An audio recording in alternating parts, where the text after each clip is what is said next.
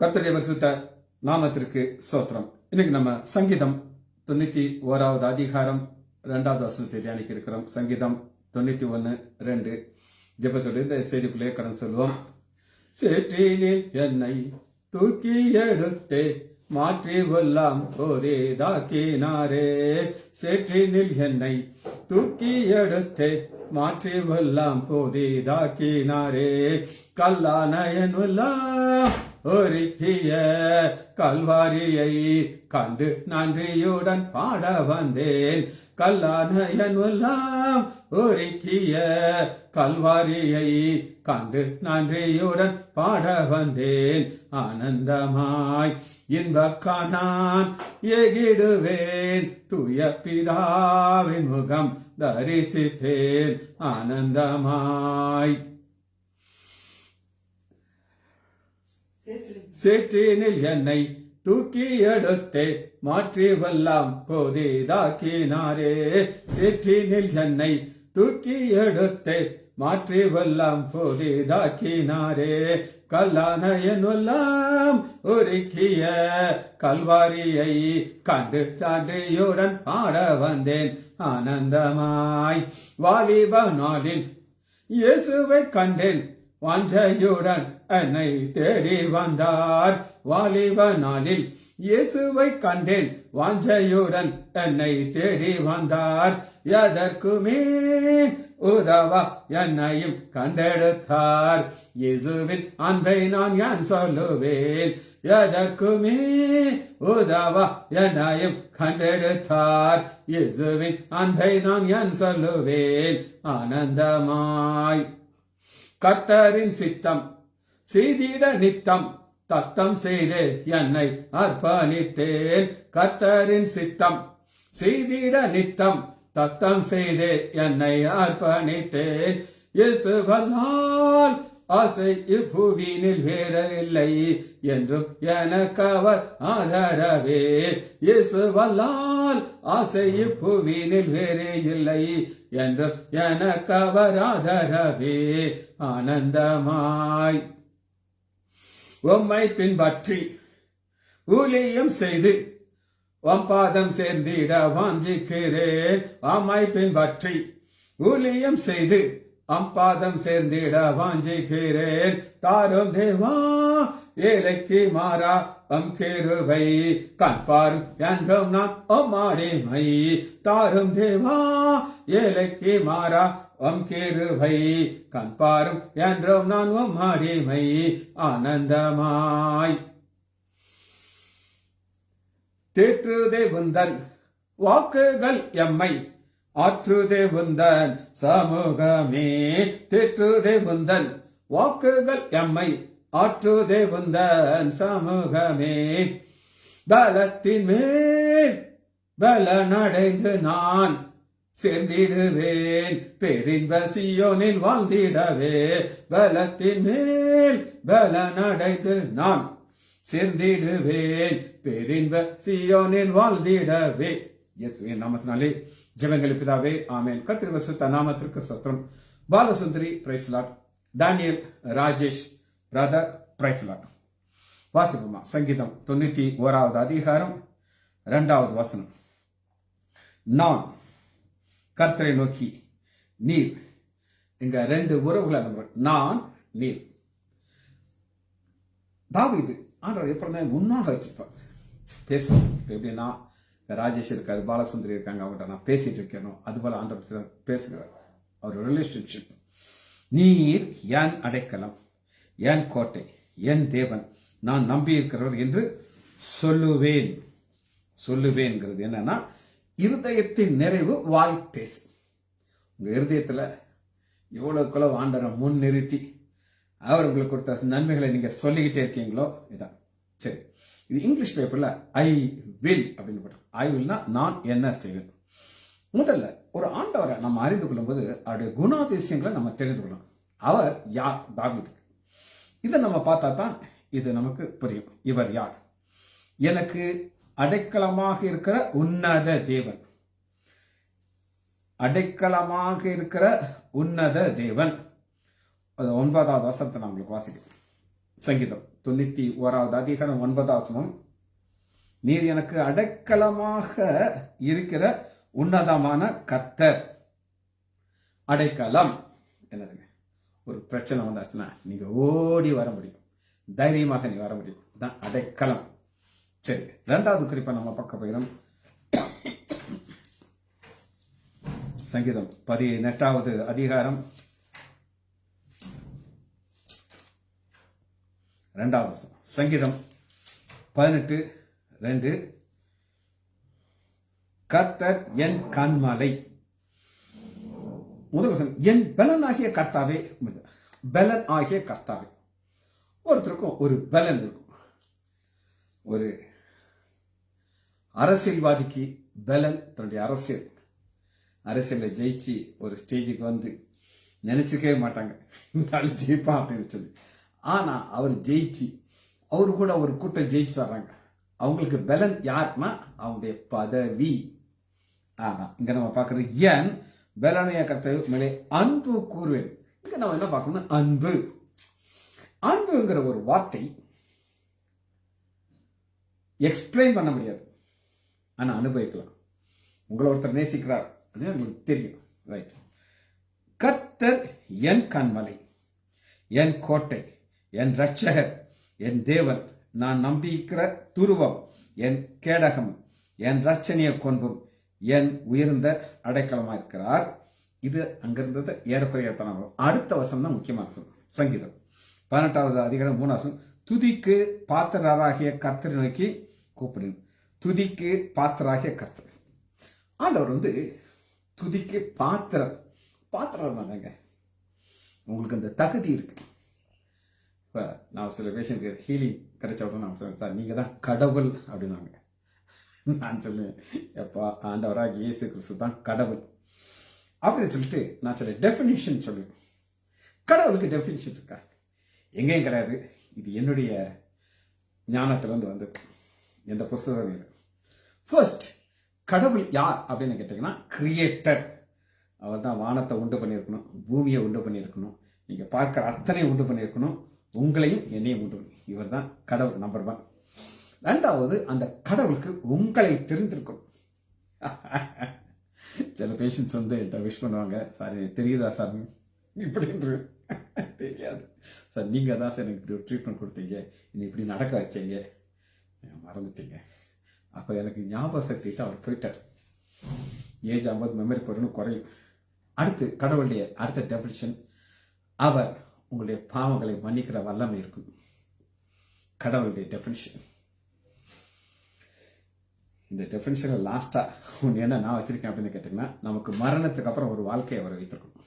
எல்லாருக்கும் மரணம் வரும், உங்களுக்கு ஒரு, எனக்கு ஒரு, எல்லாருக்கும். ஆனால் நமக்கு மரணத்துக்கு அப்புறம் ஒரு அருமையான இடத்து. இதுதான் கடவுளுடைய டெஃபினிஷன்.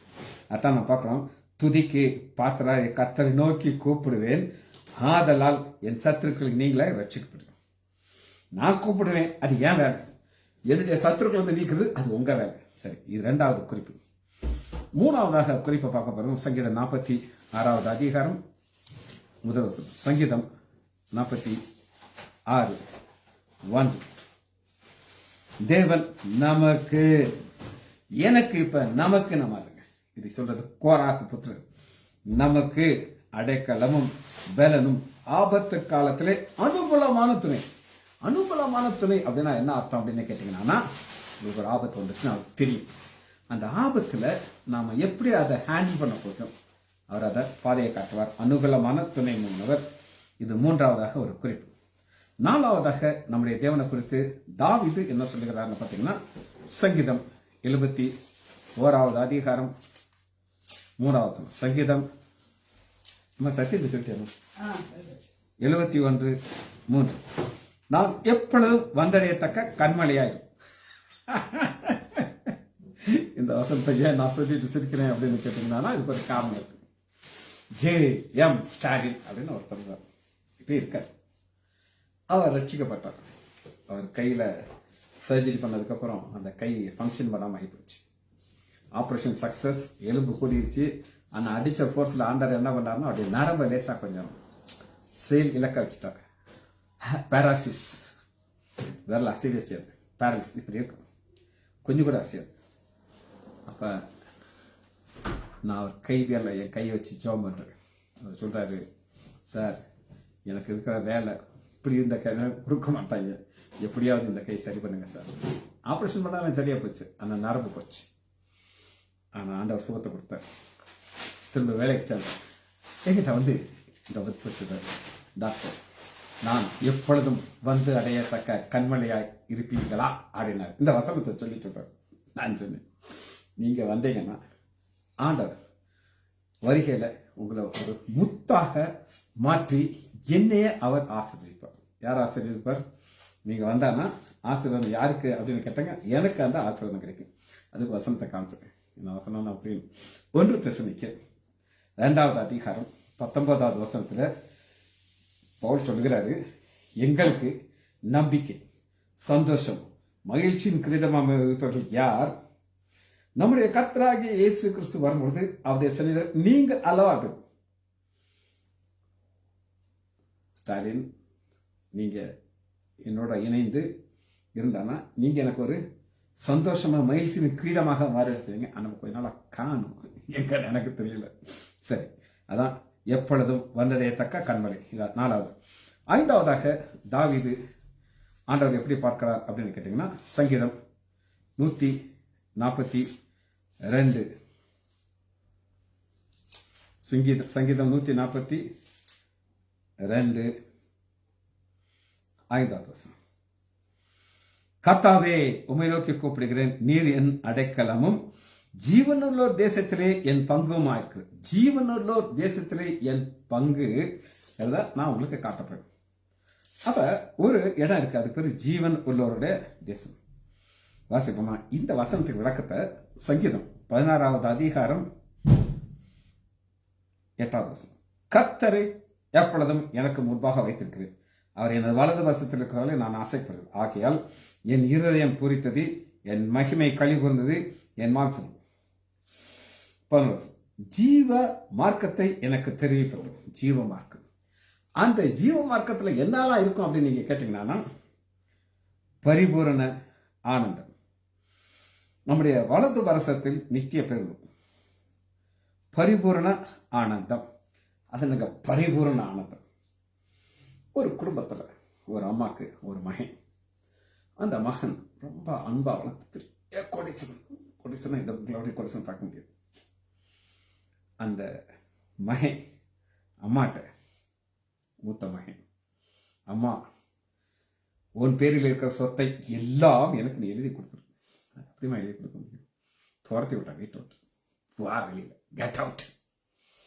அப்ப அந்த அம்மாக்கு அந்த பையனை வளர்த்து பெரிய ஆளாக்கி எத்தனையோ சொத்துக்களை கொடுத்து உயர்த்தி உயர்த்தி உயர்த்திக்கும் போது ஒரு இன்பம் இருக்கும். ஆனா அந்த இன்பம் டெம்பரரி இன்பம், பிள்ளைகள்லாம் பாதுகாக்க மாட்டாங்க. ஆனா பரிபூரண ஆனந்தமும் உங்களுடைய வலது வருஷத்தில் நித்திய பெருமை, இது ஜீவனுள்ள தேசத்துல ஒரு பங்கு. சரி, 2வது கடைசியா ஒரு குறிப்பை பார்த்து நம்ம அடுத்த பாயிண்ட்டுக்கு போயிருக்கிறோம். உபாகமம் 33வது அதிகாரம் 27வது வசனம். இங்க ஆண்டவருக்கு ஒரு எக்ஸ்ட்ரா நாமத்தை நம்ம பார்க்கலாம். அது என்ன நாமம்? அநாதி தேவனே. உலகம் உண்டாதுக்கு முன்னாடி அவருடைய நாமம் அநாதி தேவன். நம்ம அதை குறித்து டீட்டெயிலா ஸ்டடி பார்த்தாச்சு, அங்க நான் போகிறது. உனக்கு அடைக்கலாம். உனக்கு இந்த வெளிப்பாடு யாருக்கு கிடைச்சிருச்சுங்க? மோசே. 90வது சங்கீதத்தை எழுதுனது மோசே. 91ல பிராக்கெட்ல இது இல்லை, 91 மோசே தான் எழுதிருக்கலாம்னு சொல்லி அனைவரும் சொல்றாங்க.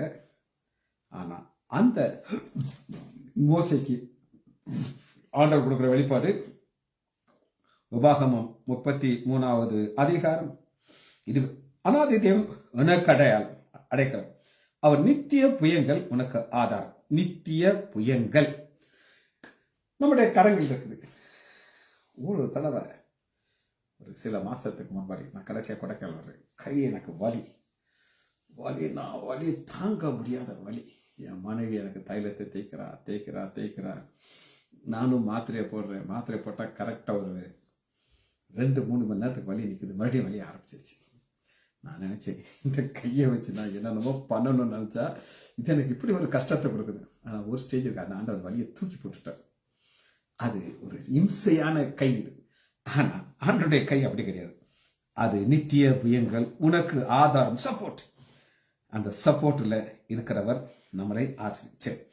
இப்ப நான் வசனத்தை வாசிக்கிறேன். நம்ம எதை தியானித்துக் கொண்டு இருந்தோம் அப்படின்னு நீங்க கேட்டீங்கன்னா, சங்கீதம் 91வது அதிகாரம் 2வது நான் கர்த்தரை நோக்கி என்னக்கு கர்த்தரை நோக்கி சொல்றேன்னா என்னெல்லாம் அவரை குறித்து எனக்கு ஒரு நாலேஜ். இரண்டாவது, மை காட், என்னுடைய கடவுள். நீர் என்னுடைய காட். என்னுடைய கடவுள்னா ஒரு சிலர் ஆண்டவர் எப்படி பார்த்தாங்க அப்படின்னு நீங்க கேட்டீங்கன்னா, யோசுவா எடுத்துக்கோங்க. முதல் அதிகாரத்துல மோசே இறந்துட்டாரு.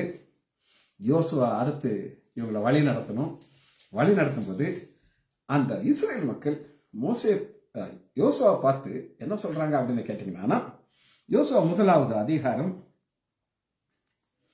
17 யோசுவா 1:17 நாங்கள் மோசேக்கு செவி கொடுத்தது போல உமக்கும் செவி கொடுப்போம். உம்முடைய தேவனாகிய கர்த்தர் மாத்திரம் மோசே இருந்தவர் உம்மோடு இருப்பார்கள். இவங்களை செங்கடல இருந்து கிளம்பு பண்ணி வாதைகள் மூலமாக எகிப்திலிருந்து தாண்டி வந்தாச்சு. அது உன் கடவுளையா, ஏன் கடவுள்லாம் கிடையாது அப்படின்னு உம்முடைய தேவன் நீர் எங்களுக்கு கட்டளையிடும் சகல காரியத்தில் நம்முடைய சொல்லை கேளாமலும் வாக்குக்கு முரட்டாட்டம் விளங்குகிற எவனையும் கொலை செய்யக்கிறது பாலம் கொண்டு சொன்னாங்க. இவங்க தான் சாட்டை வந்தாங்க. சரி, இது போல இன்னொரு வசனத்தை நான் உங்களுக்கு காட்டப்படுறேன். உம்முடைய தேவன் 1 சாமுவேல் 15வது அதிகாரம் 15வது வசனம். சவுல், எந்த சவுல் கழுதைக்கு முன்னாடி போயிட்டு இருந்தான். அவனை ஆண்டவர் பிடிச்சு அவனுக்கு அபிஷேகம் பண்ணி அவனுக்கு ஒரு ஃபர்ஸ்ட் ராஜா ஒரு தகுதியை கொடுத்தது தேவன் அவனுக்கு நல்லா தெரியும். ஆனா ஒரு பிரச்சனை வந்த உடனே ஆண்டவர் சொல்றாரு, எல்லாத்தையும் நீ பலி கொடுங்கிறார். ஆனா கீழ்ப்படியாத போது அவருடைய டர்னிங் எப்படி மாறுது அப்படின்னு கேட்டீங்கன்னா, 1 சாமுவேல் 15வது அதிகாரம்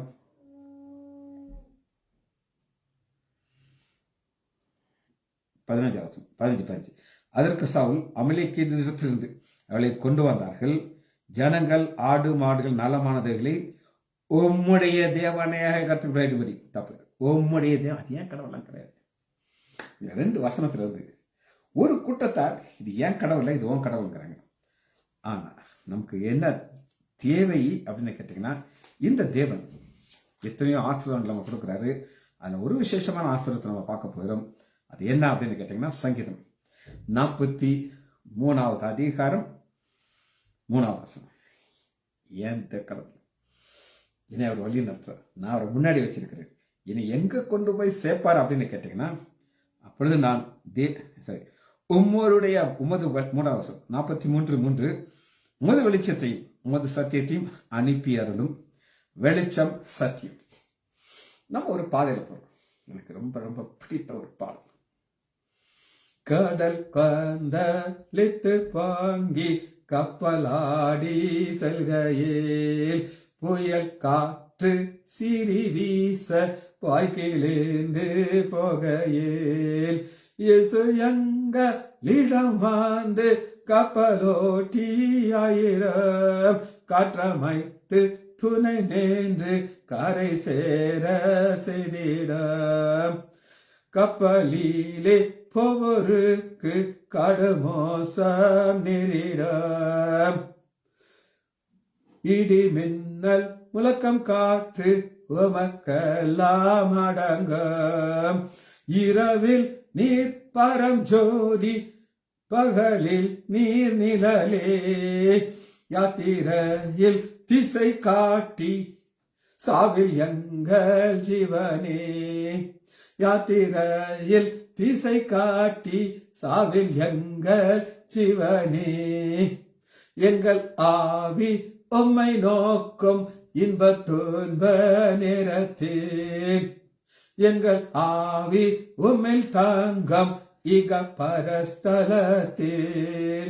இயேசு எங்களிடம் வந்து கப்பலோட்டியாயிரம் யாத்திரையில் துணை நின்று கரை சேர செய்திடும். இந்த வசனத்தை, இந்த பாடலை இந்த வசனத்துக்குள்ள இருக்குது. அது எப்படி நான் காட்டுறேன் உங்களுக்கு. சங்கீதம் 43வது அதிகாரம். உமது வெளிச்சத்தையும் உமது சத்தியத்தை அனுப்பினும் அவைகள் என்னை நடத்தி தேவன் உமது பரிசுத்த பர்வதற்கும் வாசஸ்தலத்தும் என்னை கொண்டு போவதாக. இந்த பரிசுத்த பர்வதம் வாசஸ்தலம்ங்கிறது என்ன அப்படின்னா அவர் வாசம் பண்ணுகிற இடம் சொல்றாரு. என்னுடைய பிதாவின் வீட்டில் அநேக வாசஸ்தலங்கள் உண்டு, அப்படி இல்லாத நான் சொல்லியிருப்பேன். நான் உங்களுக்காக ஒரு வாசஸ்தலத்தை ஆயத்தம் பண்ணுகிறேன். நான் வந்து உங்களுக்கு செய்வேன். இதை நம்ம கொண்டு போறதுக்கு இதுதான் பாதை. நம்மை நடத்தும் தேவன். இந்த நடத்தும் தேவன் நம்மளை என்ன செய்ய வேண்டும் அப்படின்னு ஆசீர்வதிக்க வேண்டும். சங்கீதம் 67வது அதிகாரம் 6வது வசனம். பூமி தன் பலனை தரும், தேவனாகிய எங்கள் தேவனே. நான் ஒரு சிலர்கிட்ட பேசுறேன், கிறிஸ்தவர்கள், உனக்கு என் ஆண்டவராகி இயேசு கிறிஸ்துவ பத்தி தெரியாதுப்பா அப்படின்னு. சார், எனக்கும் அந்த கடவுள் தான் இருப்பார். உன் நாலேஜ் இஸ் வெரி டிஃப்ரெண்ட். எங்கள் தேவனே எங்களை ஆசீர்வதிப்பார். தேவன் எங்களை ஆசீர்வதிப்பார். பூமியின் இலையெல்லாம் அவருக்கு பயந்திருக்கும். உங்களை ஆண்டவர் ஆசீர்வதிக்கிறத பார்த்து எல்லாரும் பயந்திருக்கணும். சரி, மூன்றாவதாக ஒரு குறிப்பை பார்க்க போயிடும். அதுக்கு என்னன்னா, என் ஹிம் அவருக்குள் நான் கர்த்தரை நோக்கி நீர் அடைக்கலாம், என் கோட்டை, என் தேவன், நான் நம்பிக்கிறேன் என்று சொல்லுவேன். அவருக்குள்ள கிடைக்கும் போது இவ்வளவு பாதுகாப்பு.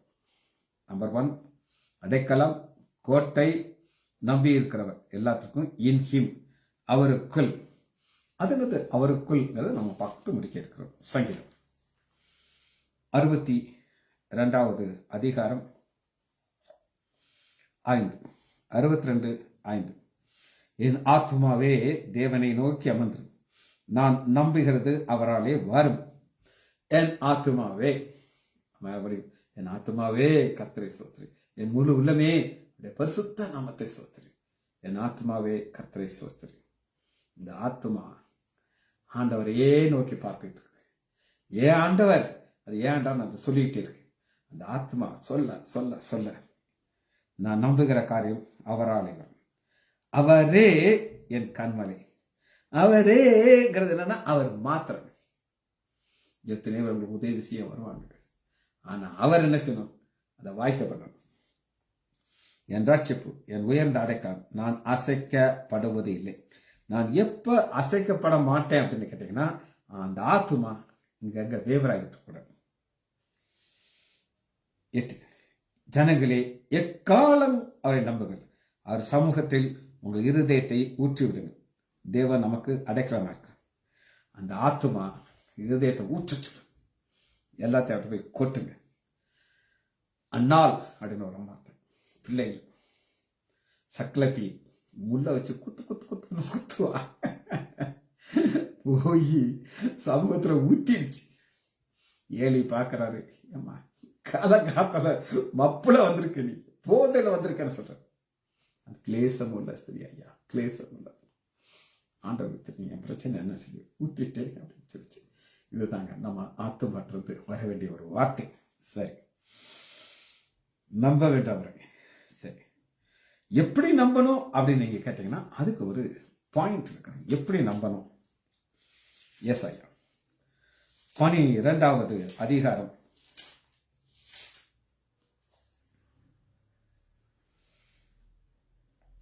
12வது அதிகாரம் 2வது. இதோ தேவன் என் ரட்சிப்பும், நான் பயப்படாமல் நம்பிக்கையா இருப்பேன். பயப்படாமல் நம்பிக்கையா இருப்பேன்.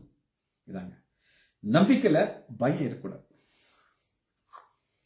அதுக்கு தெரியும் என்னுடைய தேவை, நான் போகிற பாதை தெரியும், எனக்கு என்ன கஷ்டங்கள் இருக்கு நமக்கு தெரியும்.